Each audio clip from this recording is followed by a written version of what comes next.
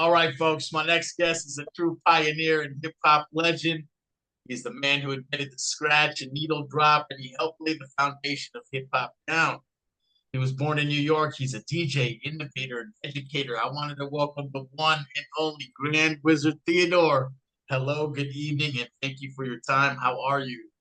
I'm good, man. Thanks to be here. Glad to see another day, man. Glad to see another day. Absolutely. Absolute honor having you on the show, and I'm super excited to speak Thank you. with you. Man, Pleasure's all mine.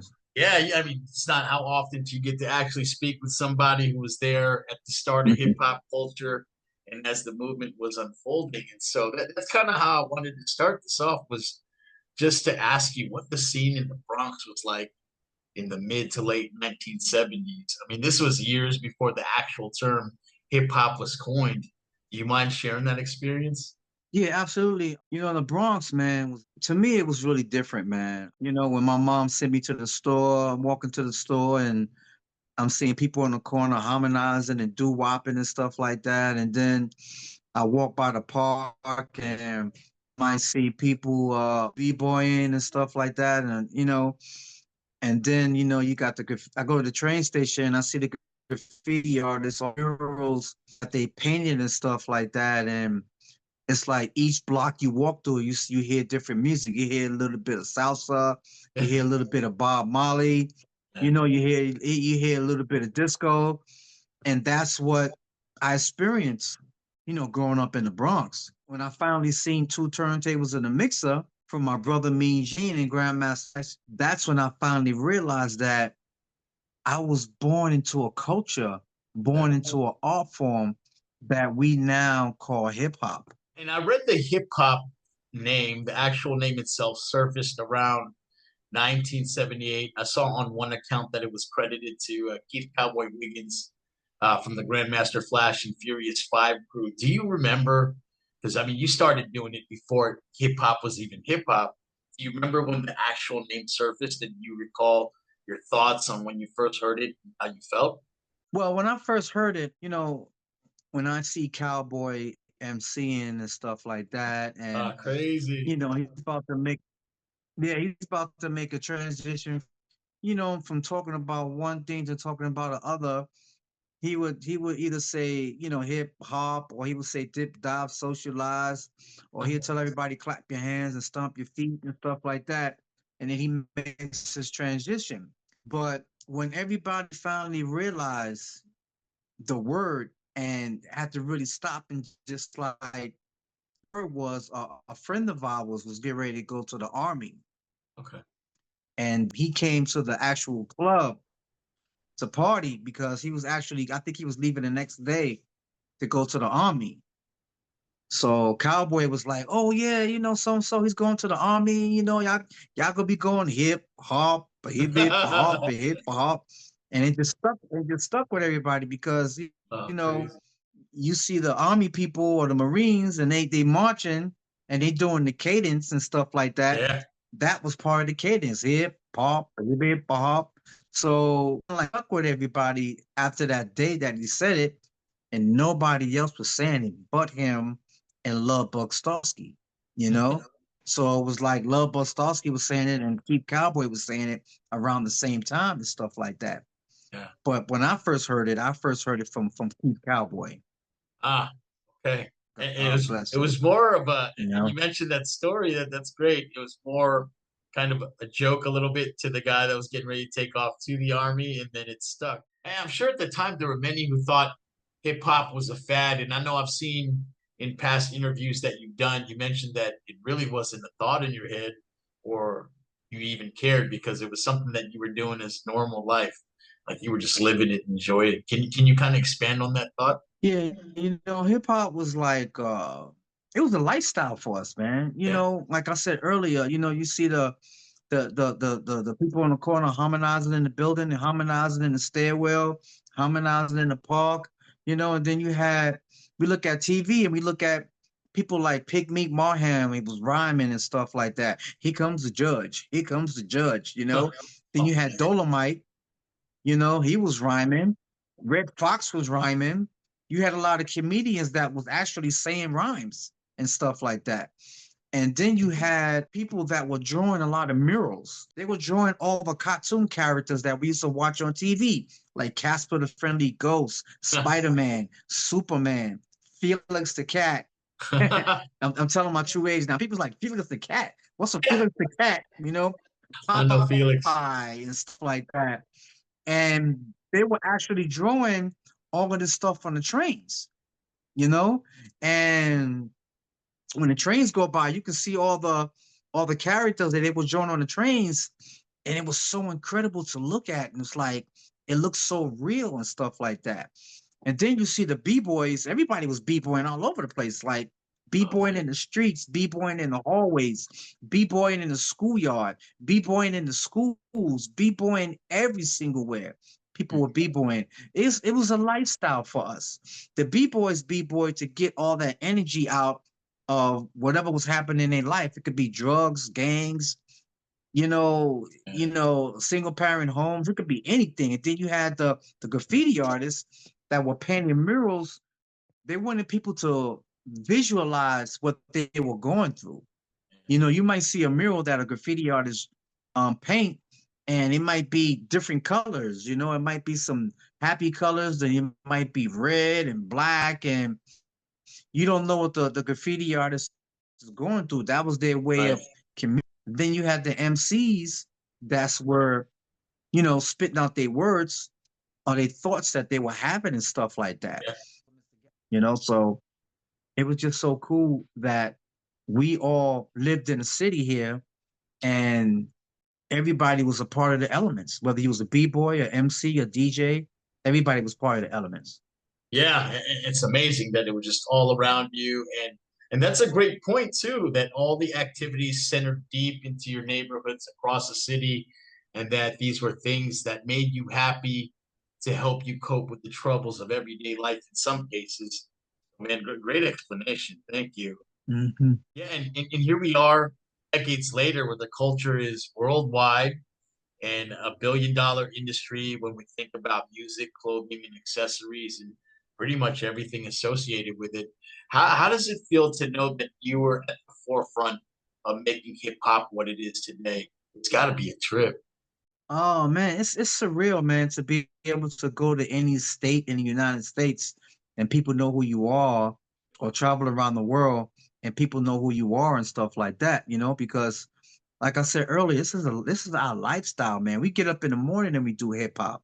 We go to sleep hip hop. We sleep, eat, drink hip hop all day long. The way we walk, the way we talk, the clothes that we wear, the language that we speak, the music that we listen to. We did hip hop all day, every single day.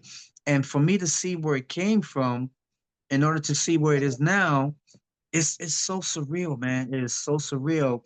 And it's a good feeling to be a part of something that's bigger than I am, hip hop. 100%. And your contributions were major. And I know in the 70s that this was probably not a thought in your head, but when did you realize it was going to be big? Was that more, I didn't really feel it in the 80s, but maybe did you feel it more in the 90s when you saw things like MC Hammer getting his Pepsi deal or just MTV playing rap music? When did it kind of strike you that, hey, this is going to be big? It struck me when I realized that, something is happening. This is gonna really be big. Thought is when the record Rappers Delight came out. When the Oh, record Rappers Delight came out, I was like, this is really big. This is getting to a different level, because when people first heard Rappers Delight, it yeah, actually sounded like a mixtape. It actually yeah, sounded like everybody was driving around the city playing the same mixtape, because that's the way it sounded and stuff like that. yeah, And I said to myself, man, this something is happening, as a transition. Now it's on wax. It's a yeah. transition that when stuff get on wax, it starts to go outside the boroughs and start to go, everywhere around the United States, and hopefully it's going to go around the world. So yeah, when Rappers Delight came out, that's when I realized that something's about to happen. That's crazy. And so I've only known that song as like I'm being taught that that's a classic song. I love it. It's the party jam. but you were there when it first hit the street, and so you recall the first time that you heard Rapper's Delight? Were you outside, or were you in a party? Can you tell me when you first heard that song and what that experience was like? When I first heard Rapper's Delight, I heard Rapper's Delight coming out of we used to see now people take Ubers and people Yeah. take Lyfts and people take these, cab services and stuff like that. What we used to do back in the days, we used to take OJs, that was like our car service. That was like our Uber and stuff like that. The OJs, you get on your phone in your house, you call them up, they tell you they get to your house about 5 minutes, 10 minutes, whatever. Uh-huh. And these livery cabs were playing music out of Uh-huh. them. The first time I heard Rapper's Delight, it was from a taxi cab. Taxi cab was driving by, and I actually heard Rapper's Delight. It sounded just like a mixtape. So when I heard it coming out of different cars, I finally realized that this can't be a mixtape. And that's what I found out that record was put out, Rapper's Oh, Delight.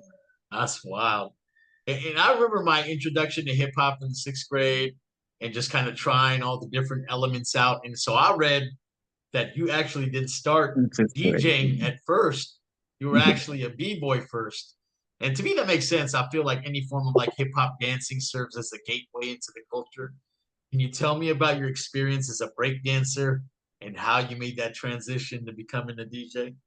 Oh man, yeah, I was definitely a b-boy first, man. I'm not no aerosol can person, you know. I only rap in the shower when nobody can hear me and stuff like that, you know. But I was definitely a b-boy, man. I was b-boying all over the place, man. And it just so happens that I sprained my wrist Oh man.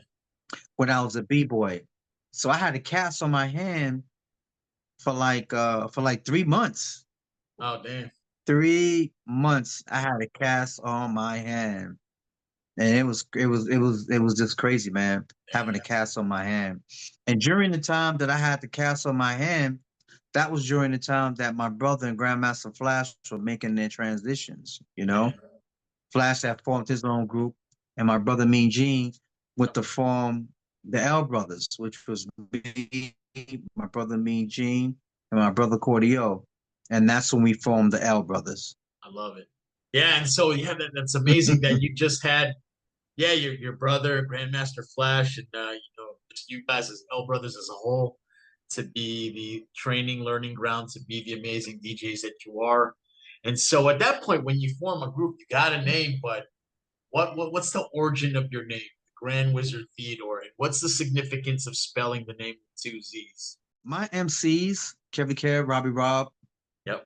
and Busy B Starsky, they was like, we got a grandmaster, and we need to get you a name, And my nickname was already DJ Theodore. I wanted to keep that. Yeah. And they said, yeah, the way you the music, the way you play the records and where you make the transition from one record to the another, your needle dropping, you're doing all this stuff and you're blending music, you're blending R&B music with rock music and blending soul music, and you're blending all this music together. And the way you play music is like you're like a grand wizard. And they say, oh yeah, wait a minute, grand wizard. And that's when it's stuck. They say you're not a grand master, but you're a grand wizard. Sort of, because I didn't want to be no grand master. Yeah. So the word wizard definitely stuck with me. So I was like, okay, Grand Wizard Theodore, spelling it with one Z. Yeah. And then like in the 90s, after we did the Wild Style movie and Yep. everything, and the 90s came around, that's when I decided to add an extra Z, because then you had other DJs calling themselves Grand Wizard too. So I say, you know Oh, what? no kidding. Let me add the extra.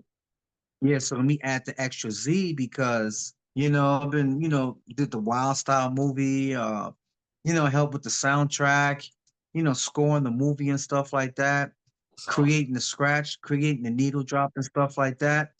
I said I need to add one more Z to my name so that people can, identify me as who I am and know that when I put the extra Z, it's because my career was going was going more up, up, up, and up. Yeah. So I wanted to just add an extra Z so that everybody know that, I was growing as a DJ and as a person and as a performer. People got to see, the needle drop right there in front of them and got to see me scratching right there in front of them. So Yeah. I felt real good that I was able to change my name like that. Ah, I love it.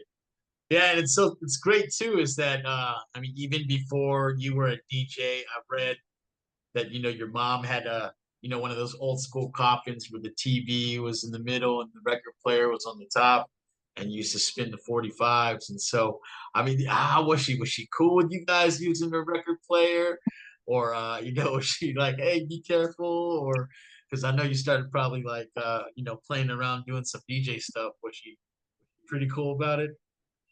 Man, I love my mom's, man. Yeah. And she definitely had the coffin, man, Ah, with the eight when you open it up, the 8 track was inside there, then you had the radio, then you had the television in the front and everything. And I used to play her 45s. And when it got to the break part of the record, I used to skip the record back, not knowing I was developing a needle drop style. But yeah, some records, the breaks were at the some records, some 45s, the breaks were at the beginning. The right. breaks were in the middle, and the breaks were at the end. So what I used to do is I used to skip the needle and bring the needle back, not knowing that I was developing a needle drop style. And it Oh, got to the point where I was literally scratching her records. yeah. So if I realized that I scratched one of her records, I would have to go up to the corner store and buy her record over again, which was Okay, like $1.15, $1.30, something like that, which to was a actually lot. buy, Yeah. another 45 and stuff like that, because you don't play with mom's records, man. Mom's wasn't playing that, you know? Yeah. Yeah, and I watched video of you doing the needle drop. It's crazy how smooth, and I mean just how much of a pro you do that. I just can't imagine myself being able to do that time. And I know DJs like mark the records now, but when you were doing it, there was no marking in the record, and you were just kind of experiment. So just amazing to watch you do that. Yeah, I just watch the label, the record go around 360, Ah, and I would got count. it.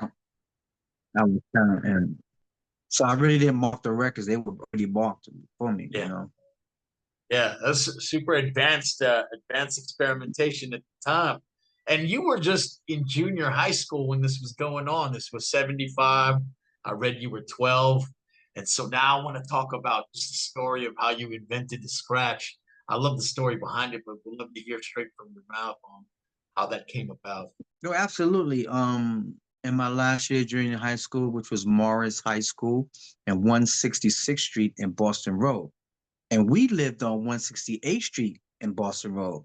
So all I had to do was walk 2 blocks to school. Yeah. I can actually stand in front of my building and look right at my school. So my principal played music in the loudspeakers in the lunchroom.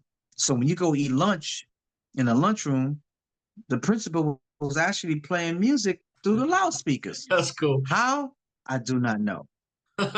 So a friend of mine's that talked too much, he convinced my principal to let me make a cassette tape. He was like, "Yeah, this is Dito. He's a DJ. Can you let him make a cassette tape and you play the cassette tape?" And the principal was like, "Okay, let him. He can make the cassette tape. I'll listen to it and make sure that the music is not, any derogatory music." Well, he Yeah. didn't use the word derogatory back then. He used, is it appropriate, to Yeah. play it, Yeah. Right. So I went home, took the big boom box, put it in front of the speaker, press record, and I started making my mixtape. Boom, just grooving. And see the equipment that we used back then, man, we were like the Flintstones, man. Some our turntables were half plastic, half Yeah. wood, and our mixers looked like big giant microwaves, and the knobs went up and down instead of left to right the All way right. you see a DJ do now. Yeah. It went up and down. So I'm in the house, I'm making my cassette tape, I'm playing my record on the right-hand side, and I'm holding the record with my left hand. I'm grooving and stuff like that. Because when you're making a cassette tape, you have 45 minutes on both sides of Yep. the cassette tape. So if you're doing a cassette tape and you get 20 minutes into the cassette tape, you can make a mistake. You got two choices. Either Oh, you keep going, you stop it, or you go back to the beginning. dang. I wasn't trying to do that. I was trying to just go straight hour and a half straight. 45 minutes each side. I was just trying to do that. So the music in the house was so loud. It was really loud this particular day because I wanted the mixtape to be, nice and clear. And the music that we used was in my mom's house. And I got the kind of mother where she don't raise her voice, she don't argue, she don't fuss. She just starts swinging like Mike Tyson. That's my mom. That's old school. I love her so much. Yeah, man, didn't do the homework. House is messed up when she come home. That's my mom's. I love Love her so much, man. Anyway, so I'm making my mixtape. I got one record playing, other record playing. She actually came in the room. It felt like she busted in the room, but she probably just pushed the door open and said, "Turn the music off or turn the music down." it. Now, those couple of seconds would seem like an eternity. And both levers went up on the mixer when she came in the room, which Ah, means that I can hear both records at the same time. So one record was going off to keep my same groove because it was time for me to make my transition. yep. So what I did was I did a baby scratch. 1, 2, 3, 4, and let the record go, pulled the music down. Mom's left the room. I finished my cassette tape, started listening to it. And when it got to the part where my mom's came in the room, I could hear myself baby scratching. And I was like, wow, I can incorporate that into all the other things that I'm doing as a so that's it. Another couple of days, another couple of hours, and that's how I became a scratch. I was only 12 years old in Yeah. 1975 when I created the scratch. Yeah, that I mean that changed the Mhm. course of Yep. DJing for forever. Right Changed now, the you course got of music, period, man. Yeah. yeah, you're absolutely right, and you got guys like DJ Kubert and all those other do A Track and Scratch Bastard doing oh such amazing things off what they Yeah. did. Jazzy So that Jeff, was Jazzy Jeff, Funny yeah. Too. Yeah. Oh man, Jazzy Jeff. That's just I love the and yeah, it was just crazy all off of that one incident. So yeah, and so did you get to play that tape at school? Yeah. I gave it to my principal and I was waiting to see if he was going to play it, but he waited a day or two before he played it. Ah, it He did must have hit it. took it home and listened to it. He Yeah. must have took it home and listen to it and make sure that the words were appropriate to be able to play inside the lunchroom because the stuff that he was playing like disco music, or All he was right. playing music you would probably, or he'll probably play music that you probably hear on Soul Train Yeah. or American Bandstand, Right. stuff like that. That's the kind of music he was playing and stuff like that. So he must have listened to it for like 2 days and said, okay, this mixtape is not bad. And then I was like, yo, yo, yo, when you finish, man, come down to the lunchroom. The principal is actually playing your cassette, That's and awesome. people are dancing to it and grooving to it and asking like, who is that? Who is that? So I was very happy to be able to experience that, man. It was Yeah. such a good feeling, man, for people to be able to groove to what I was doing and stuff like that. Yeah, as a junior high schooler too. Oh man, you're the man at the time too. So that's Yes, awesome. yes. Hey, so what was the initial reaction from other DJs or people in your neighborhood when that style evolved, right? When that scratch happened, was it a lot of people hitting you up, or were they trying to, do the same thing that you did? What was the response? Well, when I first did it in the park and stuff like that, everybody was like, what is this guy doing? I'm staying on top of a milk crate Yeah. because I couldn't really reach the turntable. So I'm staying on top of a milk crate. And imagine listening to your favorite record being scratched, back and forth and back All on right. beat. You can clap your hands and stomp your feet. You can hustle. You can dance. You can do anything you want to do to it because everything was seamless. And people were like, "This guy's 12 years old. He's like lifting the needle, and everybody in the park is still dancing to whatever he's doing. He's not skipping a beat. Everything is seamless." And everybody was like electrified. The B-boys were electrified. Everybody that was standing in front of the speakers were electrified. And you have some guys that bring their little boombox and Yeah. they stand in front of the speaker for a whole hour and a half, not realizing that you can't put a boombox in front of the bass. You have Right. to put the boombox in front of the tweeters and the highs. Yeah. And I could see them, standing and trying to make a mixtape, but then when the mixtape is finished, they go in the corner and they press play, and all they hear is, so Right. it's like they wasted an hour and a half and stuff like Oh that. yeah. So it Yeah. definitely electrified the crowd, man. And some Uh, DJs were going home and trying to mimic what I was doing, right. but they couldn't get it, man, because they didn't know the fundamentals Mm. of scratching. They didn't know the fundamentals of rubbing the record back and forth and back. What does it take? How do Yeah. you hold the record? They wasn't they wasn't holding the record at 9 o'clock or 8 o'clock the way they're supposed to. They Ah. wasn't counting the beats the way they're supposed to. So that was two strikes against them. And every time I got on the turntables, my skills got better and better and better Yeah. because as a young man, I was growing more and more and more, and my mind was growing more and more and more too. So my Right. scratches and my DJ technique got better and better and better every single day. Oh man, that's crazy. Yeah, Yeah. and I kept two and three steps ahead of all the DJs. When they come Yeah. back next week, they say, "Yeah, you go come back. I'm gonna go home and I'm gonna go home and learn this scratch, and then I'm Yeah. gonna go come back next week and see what he does." And when they come back the next time and see me on the turntables, Like I'm way better. like I'm like doing something else, and they like this guy's like, his skills is getting more and more and more and more and more better, man. And I truly, honestly believe that God gave me this gift, man. Yeah. God gave me this gift, man. That's probably why I'm still here and still doing it the way I'm doing it because, God gave me this gift. What I have is not a talent. What I have is a gift, and it's going to be with Awesome. me for the rest of my life. Yeah, and I love how open you are. You're an open book, and I love that you travel to schools, colleges, and speak at different events to share that history and to share your gift because sometimes it just doesn't end like that. And I'm just so happy that you're willing to share that education. And really, man, who can tell the story Absolutely. better than you can, right? That's right. Yeah. So I love it, and I think we need it. To me, I'm just a guest in the culture, and it's done so much for me. And so for me, it's always important to honor those who laid the foundation down. And what you did changed a lot of lives decades later, mine especially, right? And so I just have the highest respect for you guys on what you did, and I love that you continue to share it today. Very, very important to me. Yes. Thank you.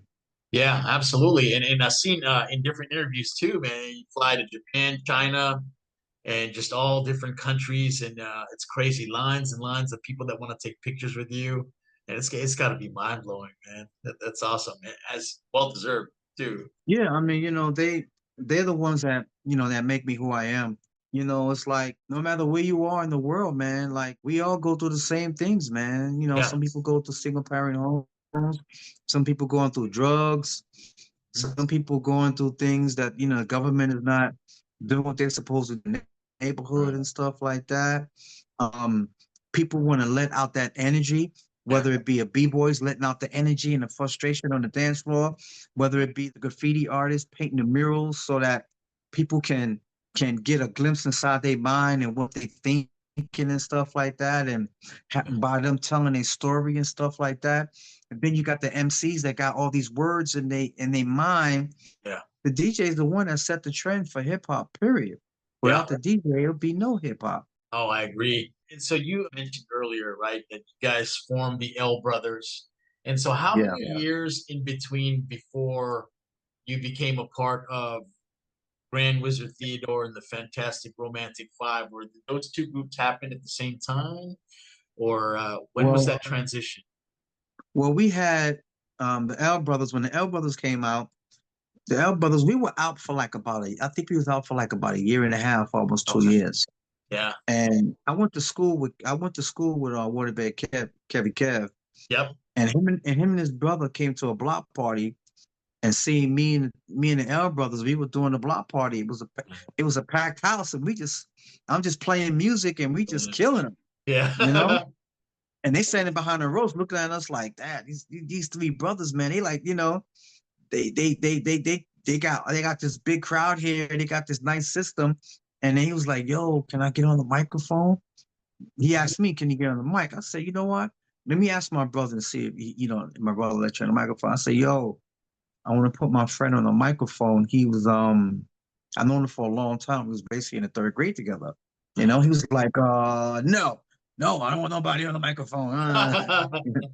My brother Mean Gene, he was like, no, no, I don't want nobody on the microphone. I was like, look, these guys, he might be a good asset. I didn't say the word asset. Yeah. I say he might be, you know, good addition, you know, Yeah. to the L brothers and stuff like that. So I finally convinced my brother to let him get on the microphone. So he got on the microphone. I played some beats. He was rhyming to the beats and everything. The crowd was loving him. Oh I mean, man. loving him while I was playing on the beats and he was MCing. And my brother was looking around like, wow, the crowd really likes him, you know? So after we finished, I was like, yo, come up to the L Brothers house, man, so we can talk, man. Maybe we could Yeah. put you down with us and stuff like that. He said, can I bring my brother? Because my brother's the one that writes all my rhymes. I was like, yeah, bring him. So Nice. once they both came into the house, man, we talked and we was like, yeah, you guys can come travel with us. So we're gonna do parties, man.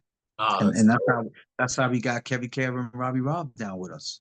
Oh You know? man. Yeah. And so Fantastic Romantic Five, were they a group already before that event where they were rhyming with you on stage? Or was that something formed after that they went to your house and kind of worked everything out? Well, we had Kevin Kev, Robbie Rob, Yep. Busy B Starsky, Okay. and MC Ruby D, Man. which is like one of the first Puerto Rican MCs. Yep. Busy B Starsky was down with us, but Busy B Starsky was down with everybody. Anybody that had a microphone, Busy B Starsky would jump on their microphone. Love But it. he was always around the L brothers because we all from the same neighborhood and stuff like that. Now, when I left the L brothers, you know, and started doing my own thing, that's when I finally met up with the original Salt and Pepper MCs, which is Dada Rock and Whipper Whip. They're the original Salt and Pepper MCs, and they approached me one day and said, "Yo, we want to be a part of your crew," Yeah. you know. So I had to convince Kevin Care, Robbie Rob, and MC Ruby D to put these other two guys down with the crew so that we could become stronger, you know, because they had all the Latino people coming to see them, and Yep. we only had a little bit of Latino people coming to see us. They brought the crowd. Yeah. Yeah. So I said, let's put them down with us. We're gonna do 3 parties. First party we do, we're only going to pay you guys a certain amount, you know, certain amount of money. Yeah. Then we got the second party, we're going to pay you guys a certain amount of money. Yep. And then the third time, that's when we're going to start splitting the money equally. Because everybody's going to finally find out that you guys are down with us. That's right. But so that's what I did. The third party, they was like, "Yo, it's the third party." I was like, "Yeah, you're right." So I started splitting all the money evenly between the Fantastic Five. That's awesome. Yeah, what a great story. And so then eventually you guys go on to record Can I Get a Soul Clap? And I hold that song in high regard as much as I love Sugar Hill Gang's Rapper's Delight. I mean, I feel the same way about Can I Get a Soul Clap? Can you tell me about that recording session, how it went down, and how it was making that song? Yeah, well, you know, a lot of people were making records, man. Grandmaster Flash them, they were doing songs. Yeah. Then you had Treacherous 3, you had Spoonie G, you had the Crash Crew. You had so many different groups that came out after us. Yeah. And these guys, they were making records. So I was telling my MCs like, yo, you guys gotta write some records. You gotta write some records, you know? And there was this place called the Celebrity Club, which is on 125th Street between Madison and Park. Yeah. We used to do shows there. And we was approached by a gentleman named Johnny Soul. He owned a record shop right across the street from the Celebrity Club. Okay. And he was like, I want to record you guys. And we was like, yeah, let's do it. I mean, we didn't have no drum machines or nothing like that. Yeah. He just called in a band, a couple of piece band, Wow. and we just told the band what to play, and the band played the music, and the MCs did the MC and stuff like that. We didn't have no drum machines or nothing. Oh, so dope. Yeah, I Yeah. mean, you guys were pushing the envelope, man, and so yeah, just I wanted to just appreciate you and let you know how much I enjoy that song, and so it's cool to talk to you about it. But another Thanks, great thanks for track that that. I feel like that it's got that mixtape feel that you had mentioned, Rapper's Delight, because it's all the different Yes, MCs. Yeah, yes. so just another great party jam, historic song.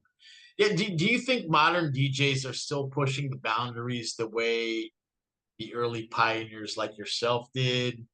Or they kind of has it plateaued just because so much has happened already, or you still see room for advancing, batching, or just DJing in general?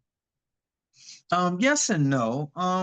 You got so many different kind of DJs out here. You got the battle DJ. Yeah, That's they battling. Then you got the DJs that just scratch for their whole DJ set. If their DJ set is a half an hour, they stay in there scratching for a half an hour. And then you got the party rockers, party rocking DJs where they just cutting records and slicing records here and slicing records there just to keep the party moving and keep everybody dancing and having a good time, you right. know? And then you have the DJ that just play music and just blend records, Yep. all night just so everybody can just dance and have a good time. So there's different ways of DJing, and then you have different levels of DJ. I mean, you might have a DJ that can't blend, but he can probably scratch, he can probably Yeah, scratch real good. that's right. I've And you seen that. probably have you probably have a DJ that can scratch real good, but it can't really blend music and party rock the crowd. Yeah, So a DJ has to find his way once he starts DJing. yeah. He has Good to find point. his way. And I think it's cool that there's so many different styles of DJing. Yeah, It's just that once you get into it, then you have to find out where your niche is at, yeah. you know? Great And point. I'm very fortunate, man, to be able to say I can do it all. You know, I could be a turntablist, I can scratch, mix, party rock, I can do all of the above, which makes me a well-rounded DJ, you know? Absolutely. And what's your take now on the digital DJing platforms like Serato? No one's carrying wax anymore. Do you like it, or do you sometimes do wax sets, or how do you feel about just that technology transition? Oh yeah, sometimes like when I go out, I carry a small amount of records in my DJ bag, so that people might want to see the needle drop. People might want to see me transition, close my laptop down and transition and play some music and play some beats and stuff like that. And even when I'm at the Scratch Academy, Yep.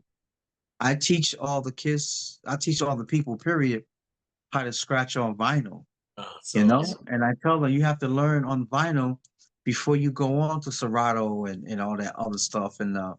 the controllers and all that stuff. You have to learn on the vinyl first. Yeah. And once you learn on the vinyl, it'll make you a better, it'll make you a better DJ and stuff like that. So you got some DJs that go straight to Serato Yeah. and never even, and you put two turntables in a mixer in front of them with some vinyl, and they don't know what to do with it, you Right. know? And, that has to change, man. That has to change, man. You got to be able to go back and forth with the vinyl Yeah. and be able to Matching. play, yeah, be able to play some music on the vinyl and be able to play some music on the Serato. Gotta go back and forth. You Yeah, can't just yeah. be one dimensional. You can't. Yeah, I mean, imagine like matching BPMs by ear is a difficult feat in itself, and I know Serato removes that, right? They match the BPMs for you. So yeah, I mean, it's just a skill. Yeah, definitely. Mhm. So amazing. But no, I agree. Just building the fundamentals and getting strong.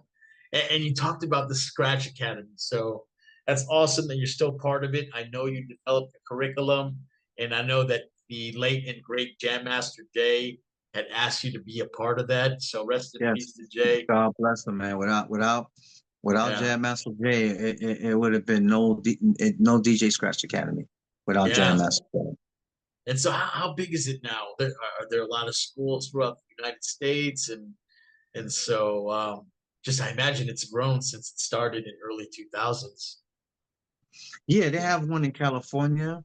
Awesome. There's one here. There's one in California. I think it has two on the West Coast, and then they have two here on the East Coast. And it's just so cool that people want to learn how to DJ, man. And it's Yeah. to be able to go, be able to go to a school, And I always say, that's the only school you can always cut. Scratch Academy is a school you can always cut. Oh, So I'm just no, happy that's that I'm able to, be able to teach the class and teach them my curriculum because the curriculum works. It oh. works. It How long is the definitely works. program? How long is the program? Well, people sign up for different courses and stuff Okay. like that. You can sign up for a course where, I mean, course can be 3 weeks, course could be 4 weeks. It all depends upon what do you want to do. Yeah. No, fair That's enough. all it depends on what do you want to do. Yep. No, that's great. Well, yeah, I think it's a service to the hip hop community in general. Just even during my time, all I could do is kind of look and see. And some people didn't have the money like myself to buy the table. So that's awesome that you have a school that people can go to. So I really like that. Hmm. Did you ever get to advise on the development of any of these newer DJ technology, or just kind of get to comment in on it with some of these companies like Best Tax? Have you worked with them at all? Well, it's like a lot of these companies, man, they always talking to the younger generation and stuff like that, not really knowing that not really knowing that the younger generation is looking up to us and Hmm. stuff like that. Yeah, We are still here. We are absolutely. not dinosaurs. We are not no old men with canes and stuff like that. No. Our mind is working perfectly well, and some of these companies like definitely need to call us and so we can help them, with some of these products and stuff like that because we're still out here. Yeah. We're still traveling around. People come to a show and they be like, "Oh yeah, what kind of mixer Theodore's using? Oh man, what kind of turntable? Oh, he's using them Technique turntables. Yeah. Oh, he's using this mixer. Oh, he's using that mixer." Very cool. And we still here, man. We're still here. Yeah. We're Yeah. not no dinosaurs. We're not old men. We are still here. Yeah. You got to respect the expertise, and that's I mean, well, 40, 50 years That's that yeah that you've That's been it. doing it. So amazing. But Yeah. yeah, I think that's a great point. Yeah. And so, I mean, man, you just have certainly made your mark in hip hop, and it's amazing. And I just, I love to honor folks who are at the forefront. And even you, so this comes up a lot. Was your voice being sampled on "Bring the Noise" with Public Enemy's, track? And so, are you Yeah. friends with Chuck D, Terminator X, or Flav? Did they tell you, or how did you find out that you were sampled on there? Did they have to ask for your permission, or were they just friends?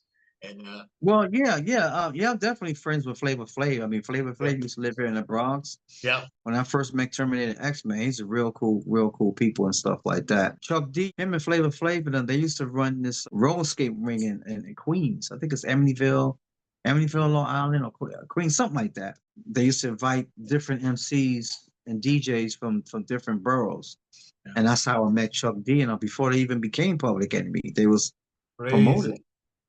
Holy And cow. when Bring the Noise came out, Chuck was like, yeah, Theodore, we actually sampled your voice and bring the noise. I was like, Yeah, wow, that was so cool. And yeah. when I went home that night, I actually played the record like 3, 4 times. And I was like, wow, these guys actually really did sample my voice. And the Shockley brothers, man, they are Yeah, some bad ass producers, man. They're man, some badass producers, man. And they was just like, yo, we're gonna sample Theodore's voice, man, I and love it. put me in Bring the Noise, man. So I'm definitely happy and privileged, man, Yeah, that they did that, man. yeah. Two iconic figures in hip hop. So I had to ask you. I didn't know what the time was, if like you guys had known each other at the time, but that's great. And real quick too, as we get close to wrapping this up, just can you talk to me about your clothing line, Birth of Hip Hop? Just some amazing gear on there. And so, can you tell me what motivated you to put that together and just have that amazing clothing up? Well, I was approached by Okay. Cortez McKay. He was like, oh, when I first met, we were filming Itching for a Scratch a Oh, couple of years ago. We were filming Itching for a Scratch, and we definitely wanted to put it out and stuff like that. And he was like, "Yo, we need to get a clothing line for you going and stuff like that." And we was bouncing back and forth with ideas and stuff like that. And he came up with Birth of Hip Hop. And he said, "Yeah, we want to do the Birth of Hip Hop and stuff like that." And he started putting together like different shirt imprints and stuff like that, man. And he's very talented when it comes down to, putting shirts out and hats. And COVID was out, and he put the masks out that matched the shirt and stuff like that. uh, You know, so yeah, so the Birth of Hip Hop is definitely a clothing line that educates people other than you just wearing a brand and stuff yeah, like that. It's a brand just like FUBU and Adidas and Nike and all those brands. It's just as good as the brand as those. And the Birth of Hip Hop, man, I think that says it all. yeah, And people be like, wow, this is the birth of hip hop. This is a movement that actually changed the way we listen to music. It yeah, actually changed the world. It yeah, actually changed, it actually brought everybody in the world together. I mean, yeah. you go to China and Heck they don't yeah. speak too much. You go to China, they don't speak too much English. You play Eric B. and Rakim, they reciting the whole record, you Because don't know? sweat the technique. Yeah, absolutely. You playing Oh, KRS-One and they playing KRS-One, they saying KRS-One and they're inspired yeah, graffiti artists. They're inspired DJs. yeah, They're inspired B-boys and B-girls.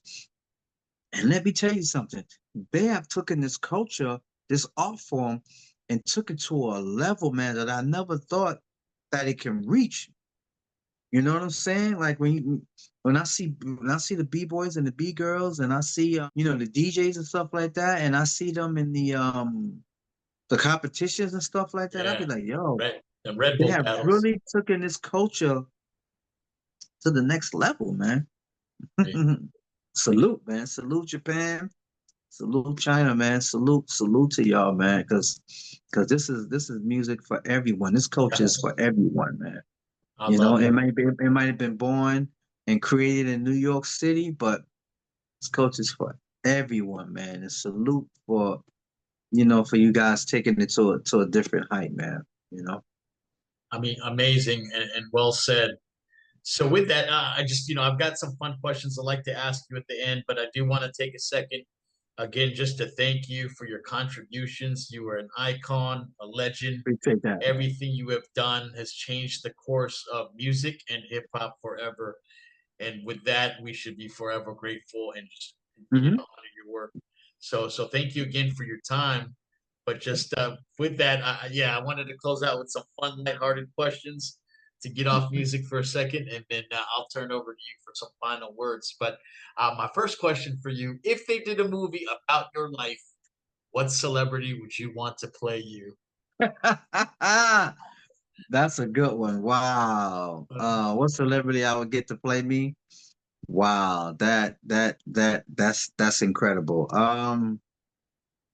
The celebrity I will probably have play me and stuff like that will probably be Kevin Hart. I love it. That's fun. Yeah. Kevin Hart, man. I think it'd be cool. Kevin Hart play me, man. That'd be Great, cool. great answer. All right. What song instantly puts Grand Wizard Theodore in a good mood no matter what? And you can listen to the song day in, day out if you had to. Oh man. I love James Brown so much, man.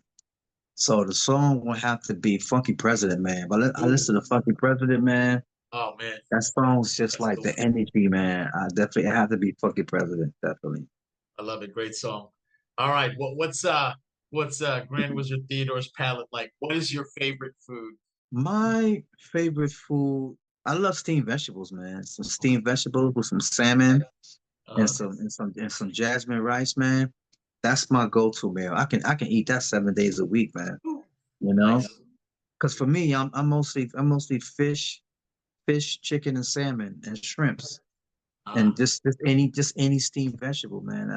That's me right there. I love it, man. Health is wealth too, right? Sounds really good. Yes, sir. All right. So you mentioned Kevin Hart, and aside from that, I'm just really big into comedy flicks. One of your favorite comedy movies of all time? Wow, that oh man, one of my favorite comedy movies of all time. Oh man, it would probably have to be Eddie Murphy, The Clumps, man. I Oh, love that yeah, man Nutty because Professor. he does because Yeah. he does like 10 different characters, you know?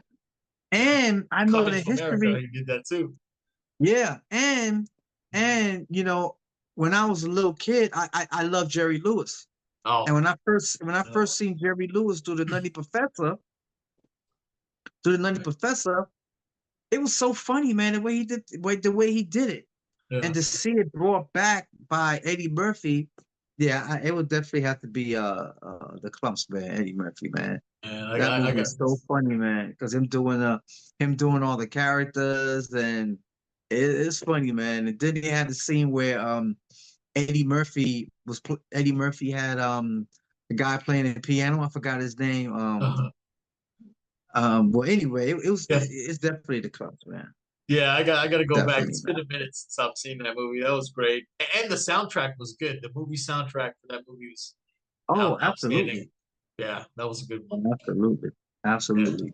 All right. My final fun question for you is if you could have a meal with anybody, past or present, dead or alive, who would it be? Oh man, that's a good one. That's a good one. Wow, that's a good one. It'll probably be James Brown. Oh, okay. I To be love able to it. sit down and to be able to sit down and talk with him, Yeah. knowing all the things that he'd been through, knowing all the music that he'd done, all the words that he had to all the word that he written and stuff like that, because he written his own music and he wrote all his own songs. Yeah. Nobody didn't really write for James Brown. He wrote everything himself. So I would definitely like to sit down with him and talk music and talk words and stuff like that, and the way everybody was going through so much in the world, and he would put a record out. When he put out Funky President, and he put Yeah. out Papa's Got a Brand New Bad and The Big Payback and all that stuff. He was actually putting out music that was a soundtrack to our lives. Yeah. So I definitely would have liked to have sit down with him and talk with him and stuff like that. So yeah, James Brown. I love it. All awesome answers. And thank you again so much for your time. Now I want to turn the floor over to you for any final words before we close this amazing interview out. Thank you so much. That was great. It's an honor Oh to chop it up with man. you. Yes. Well, I mean, I just like to say, to everybody, thank you for all the love people have given me throughout the years and stuff like that. If you're a part of hip hop and stuff like that, or you're just becoming a part of hip hop, learn where it came from, Yeah. because you don't know where it's going unless you know where it came from. Learn about the DJs, learn about the MCs, learn about the graffiti artists. you know, learn about, you know, the beatboxes, stuff like that. Learn the origins of hip hop, period. You know, don't just skip everything and start learning about, you know, the MCs from the 90s and stuff like that. Learn about all of the MCs, the DJs, you know, that was doing hip hop before it was called hip hop. That's the research that you have to do. Find out who we are, where we how we was living, you know, what we was doing before we started calling it hip hop. So just, you know, just remember you have to know where it's been in order to know where it's going. And then just thank you so much. I love it. Well, thank you. I will stay in touch and make sure I get this out as soon as possible. Thank you so much for your time. Romelo, thank you, man. Enjoy the rest of the day, man. Thank you.